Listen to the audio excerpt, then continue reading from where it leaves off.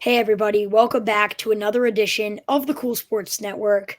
I am your host, Chase Coburn, and today I am joined by a very special guest, the production assistant at ESPN, Christopher Ortega. Christopher, thanks so much for coming on.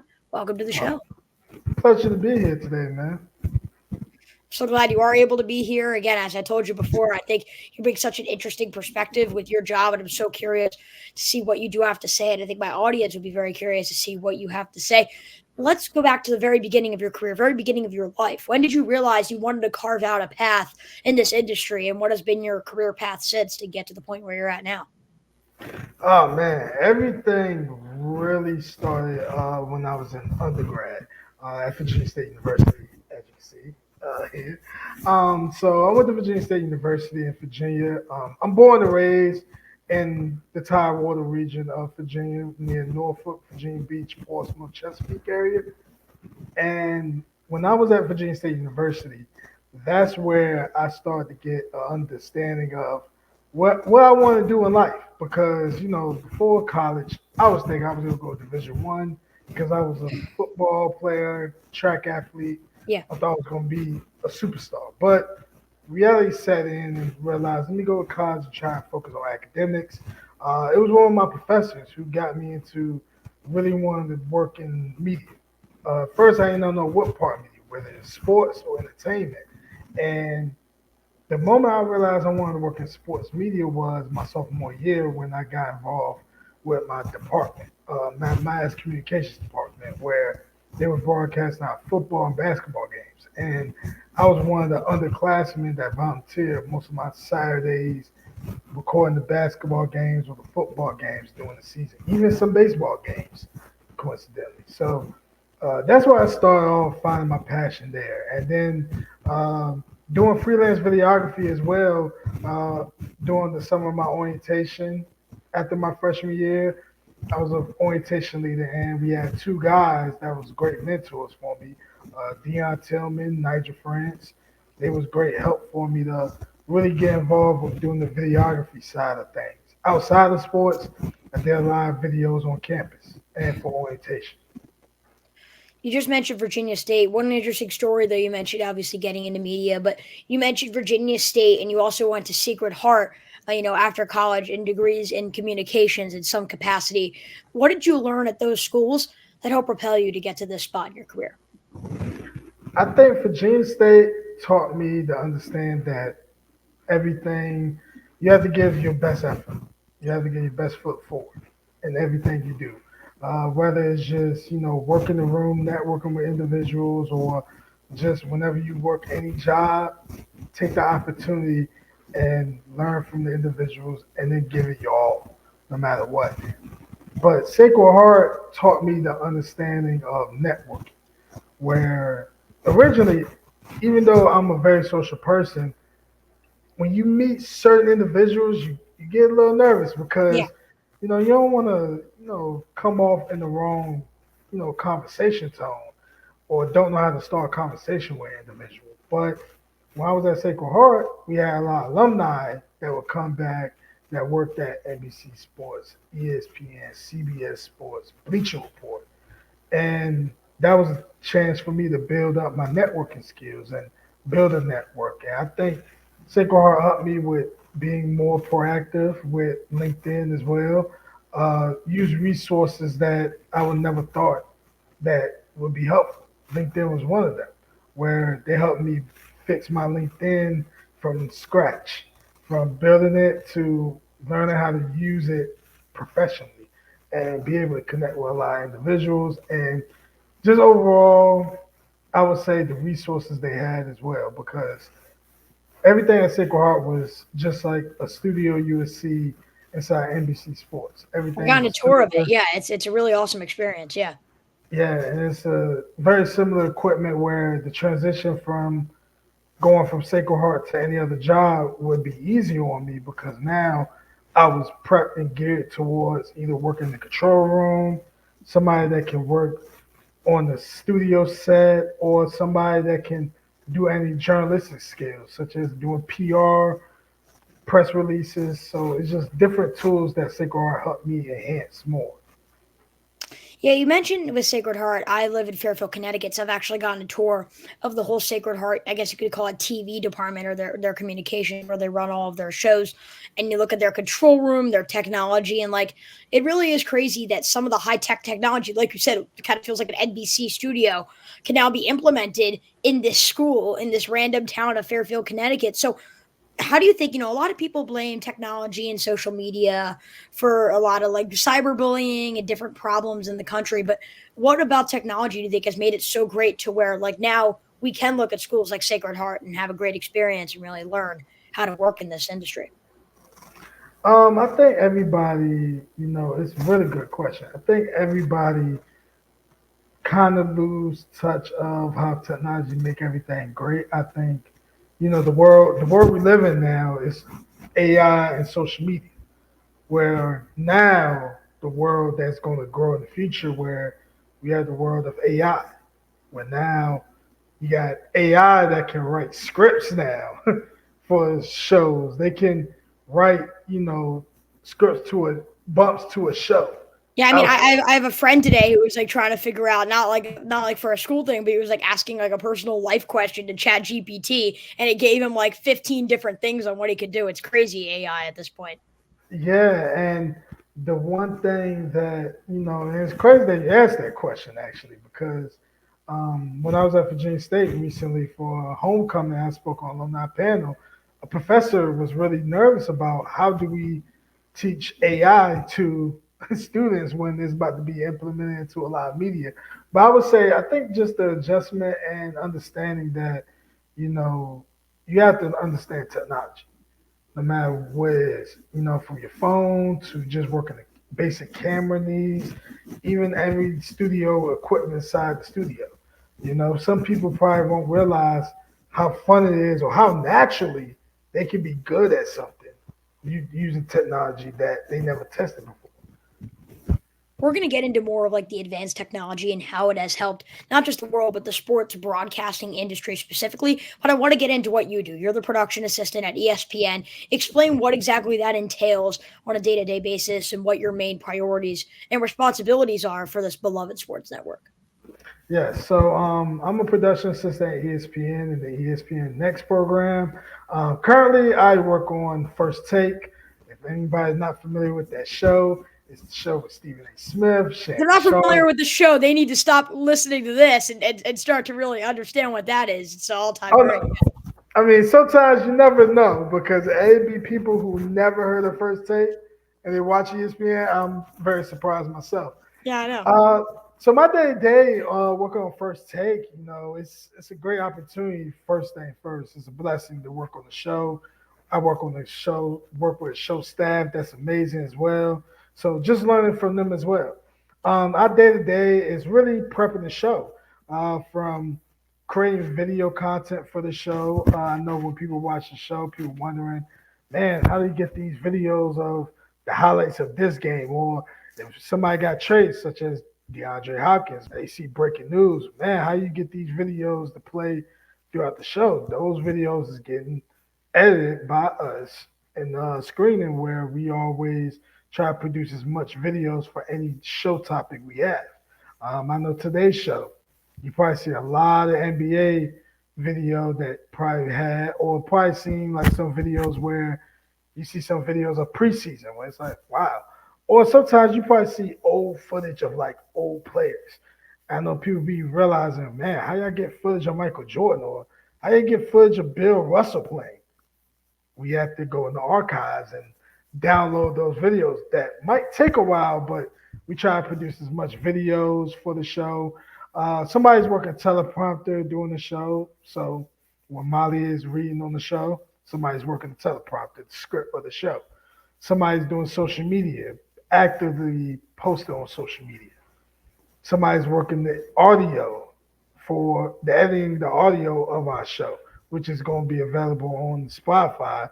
If you somebody who can't watch TV at home, you have the audio stream on Spotify. So it's different things we do every day. I would say one thing I do like about what I do every day is always something new. It's never the same routine. Sometimes I might work teleprompter. Sometimes I might be doing the editing, the audio for our podcast, might be helping out with some social media, or clipping off clips for the best of the week segment, which is just the funny moments of our show. That's pretty fun as well. Yeah, I think personally, at least for me, and I know a lot of the people listening to this and a lot of my viewers are huge fans of First Take. Obviously, the guests on there, headlined by Molly and Stephen A. Smith, have just been an incredible influence on this industry as a whole. And it's incredible that you've really been able to work on that show. However, you got to fit it all in 2 hours. It's the most viewed show on ESPN, one of the most viewed sports shows in the entire world. How are you guys able to get all that in 2 hours, have high quality content? Does it get a little intense or chaotic at times? How are you guys able to really manage that? Make sure you have the best content possible. Ah man, it's really tough to try to stuff as much news that's happening around sports for 2 hours. Because so much can happen in a day. So much can happen in such a one day in 2 hours. I remember the Robert Saleh, when Robert Saleh got fired for the Jets. You guys did a huge thing on that at First Take. Yeah. And that's another thing. When breaking news happens, you got to be ready for that because you never know what could happen next. The Robert Saleh. I remember when we had a whole Thursday show, and unfortunately, I remember one show before the show we had a show laid out. We was gonna cover these many topics. Then, unfortunately, rest in peace, Jerry West. Jerry West passed away 10 minutes or 5 minutes before we go on air. And that's where you have to go back in the archives, I'm sure, as you were just talking about with those highlights and stuff. Yeah.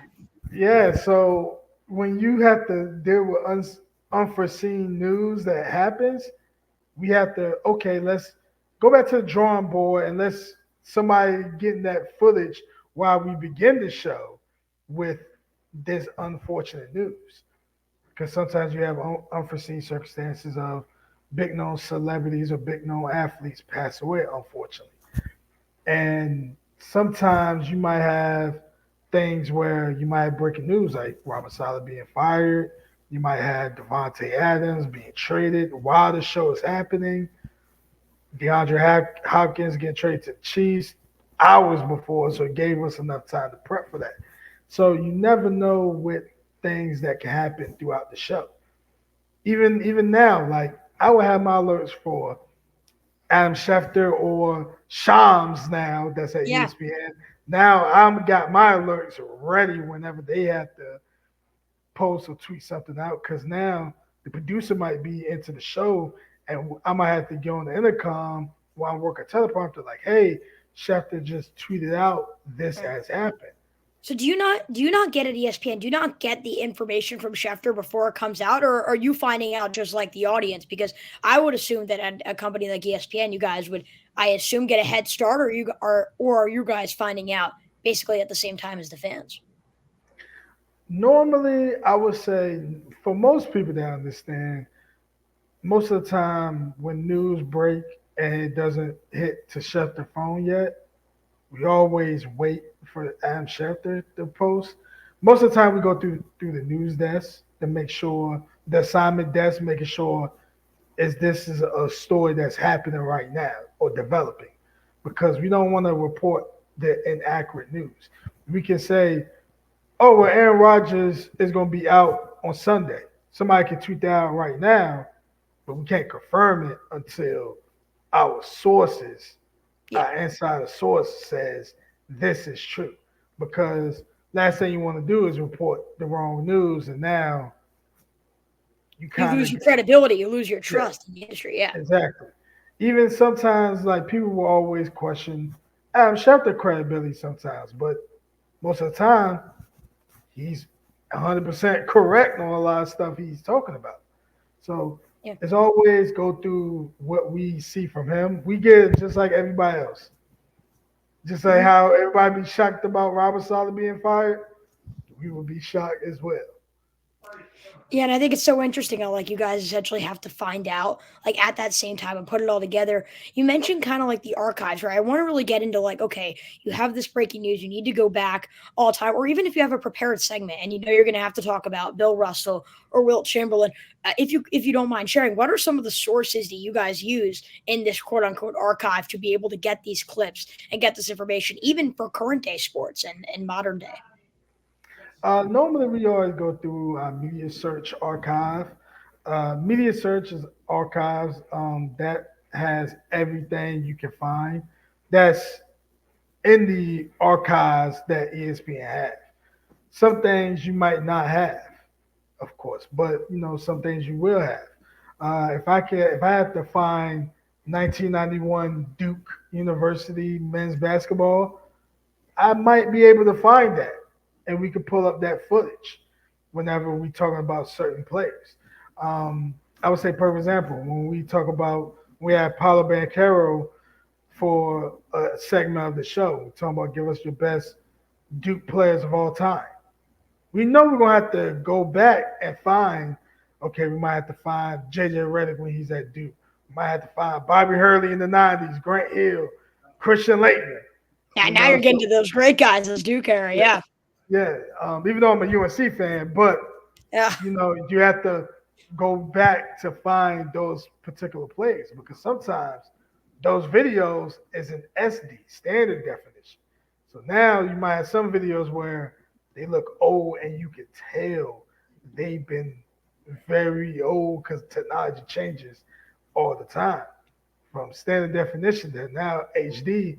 Now you might have some videos that look just as clear as day, and it was shot in 1960. So sometimes we will have to go through media search. That's how we always operate things. Sometimes the older the footage, the longer it does take. But we always try to ask if you're going to cover this segment. We try to ask our producers, hey, can you give us enough time so we can find this stuff and download it as soon as possible? Because sometimes when they ask last minute, it's going to be tough because most of the time it takes, I would say, at least an hour if it's like unexpectedly, but sometimes we might be able to get it in 10 minutes. I've spoken with many analysts, like in or insiders, like in Adam Schefter, Dan Graziano, Mike Tannenbaum, guys like these on-air radio personalities, the guys who are going to speak on these shows. But how much of what ESPN does, or any company for that matter, from your knowledge, is reliant on the behind-the-scenes work, and how important, from your view, is it for what you guys do to make sure the show comes alive and it's the best it can be?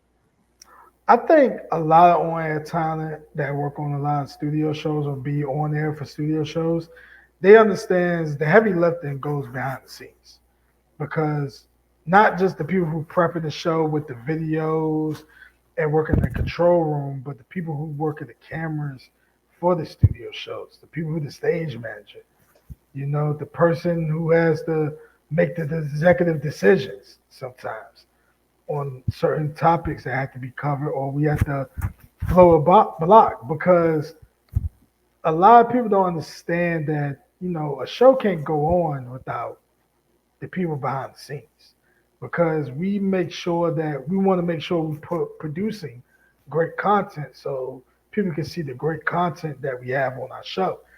I think a lot of people think, oh, we just sit there and press record and they just talk. It's not like that. We Yeah. have to go into commercial breaks. We have to make sure we get into certain breaks because hey, this ad revenue is helping to fund ESPN and our show. So we have to make sure Helping we to hit. fund your own salary, Yeah, like a few degrees away, but yeah.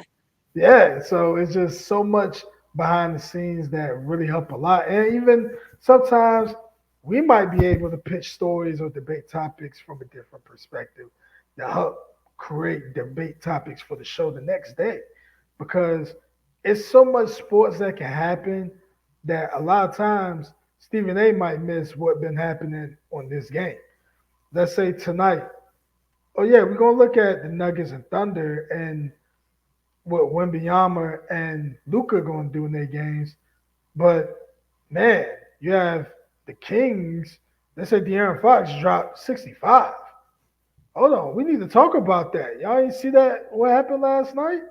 That might be something we might have to tell the producer. Hey, when we're not more in a meeting, you should pitch this idea. Because Yeah. sometimes we might have ideas that come to my heads.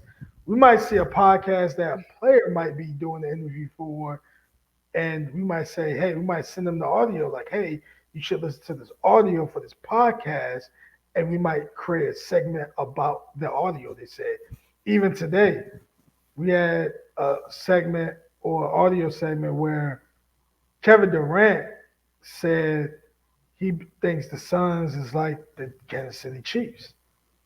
And Stephen A reaction was funny because he was like, the Kansas City Chiefs, y'all didn't win nothing.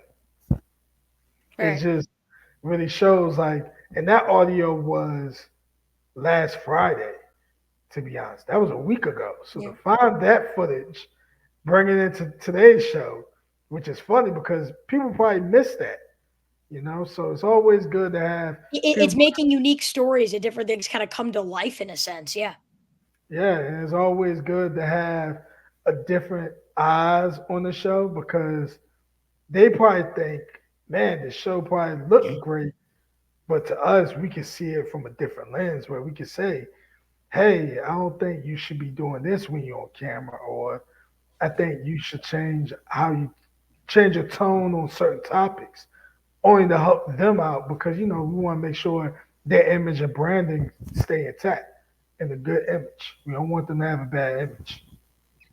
So clearly, you mentioned it takes a team effort. And I kind of just said, let's look at what the behind the scenes does. But as you do work behind the scenes, you obviously get to witness what Stephen A. and Molly and Shannon Sharp and all the great analysts they have and what they get to do on a day to day basis. Explain to me what it's like to just be in the same room and work with those kinds of people and how maybe what the fans can't see, how much they elevate everyone else around them to make sure the show runs at the highest level and they can do the best job that they can do. So, First Take is aired in New York City in our Seaport studio. Most of us is in Bristol, Connecticut, where we preparing the show, and our control room is in Bristol, Connecticut, main headquarters as well. But we do have some people that work on our show. One of our associate producers and coordinating producers that work over at the Seaport studios as well. And working with them day to day, it's amazing how involved, how they really respect our opinions and understand where we coming from. Because Stephen A has a lot of trust in what we doing. He believes us as a show staff is gonna always produce something great. He believes we're gonna always stay number one. He believes that, hey, we're gonna do great things. Let's not look at the negatives overall. And sometimes we might have a show that visually to the world, it might be a good show. But to us that work behind the scenes, and we know it was a bad show. Nobody didn't see it, but we know it was a bad show. Yeah. And we gonna have those meetings where we gotta fix the things that went wrong on our show, but it helps us get better. With the talent, it's even amazing. Lucky enough, they had to do 2 episodes in Bristol, in our Bristol studios. And working the teleprompter live doing the show was amazing because, getting to hear Molly, how she, be on air. We had Chris Mad Dog Russo, how he do What You Mad About live. Mad Dog's another one, yeah. Amazing because you see the energy that these individuals have to bring every day because you want to be better than what your last show was yesterday. Like, how can we make this show better than it was the previous day? That's where you have to elevate yourself all the time. And Stephen A, for him to travel many places, he probably going to be on NBA Countdown. And then the next morning, you have to be on First Take. But the dedication, that will, understanding, like, hey, we're going to get the job done and we're going to make sure we're going to put on the best show possible. Yeah, and it kind of connects to the last thing as well. it does take a team effort, both from the analysts and the behind the scenes crew. And the fact that you guys are able to put it together, it's great. You guys have been the number one show for years now. Many different analysts, but kind of with Stephen A. always there. It's always a great show to watch. Always great topics. Always aired nationally. And unfortunately, I'm at school, but I'm lucky enough to where my lunch shift is in between first take. So a lot of times when I will be having lunch, first take will be on. So just to see all the great things that you guys produce is incredible. And I just, for me, I wish you guys continuously the best of luck on all the content you produce. We kind of began the podcast talking about these advancements in AI because a lot of what you do is advanced technology, stuff that didn't exist, 30, 20, heck, even 10 years ago. And that's how much AI has grown. We just talked about the growth of Chat GPT. I had Noah Eagle on, a few weeks ago, and he was talking about it's no longer that simple with the advancements of AI. Like he was literally doing the Super Bowl with Nickelodeon characters speaking with him nationally on Nickelodeon. Like that's the point that we're at now with AI and technology in the sports broadcasting industry. How has it helped you specifically at ESPN and at First Take do the best job, these advancements in technology and AI? And how do you think they'll continue to help you? I think we're slowly dabbling in the AI. It's not a full oversee thing at ESPN, but I think sometimes you dabble in AI for some things, but we always try to keep the human element into everything we do because AI can do certain things that some humans can't, but you always need to make sure somebody is making sure everything's running correctly because AI don't have a mind or of its own yet, but you always want to make sure like yeah, SpongeBob and Patrick commentating the game. It's funny, but you probably still need a real person so somebody don't feel too creeped out that SpongeBob is narrating the Cowboys game. This is like it's creepy, but it's funny, but get people a little on the edge. But I think over time it's going to help. It's going to help a lot of industries. It's going to help a lot of people with a lot of things because sometimes you might have situations where somebody might not make it, or somebody might not make it to a show on time, and somebody need to write a script and it's last minute. Somebody can ask Chat GPT or as any other forms of AI that, hey, can you make this script for me right fast? And they can do it right on the spot. So over time, I think it's gonna have its trial and error with some things, but I think over time it's gonna develop and be a necessary tool to have for a lot of sports outlets. Not even just AI. I'm just even thinking about the advancements in technology, stuff that didn't exist a long time ago. Now I just know with your experience, you do a lot with Adobe Creative Cloud, including things like Premiere Pro and like all these different editing softwares. If you're just talking, I'm gonna ask you a final question about kind of the piece of advice you'd give.